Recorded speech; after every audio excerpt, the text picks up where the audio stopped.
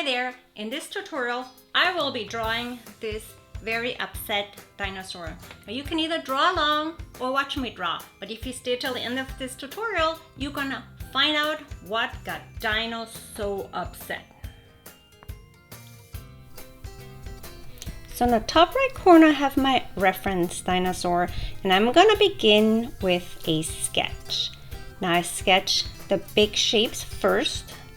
They're gonna serve as kind of like a framework for my dinosaur. And I'm gonna start erasing some of those lines because I don't want them to overpower my drawing. Next, for the outline part, I'm gonna keep on looking at my reference dino as I begin to shape this dinosaur. And I will be erasing as I go if I don't see something that I like, and that's okay. I can already tell I don't like that back leg, so I'm gonna have to redraw it. Not quite. There you go. And now on to the details. Those are my favorite part.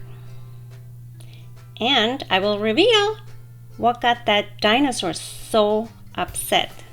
Could it be a teensy tiny cute little mouse? It is indeed. Elephants are scared of mice, so they say.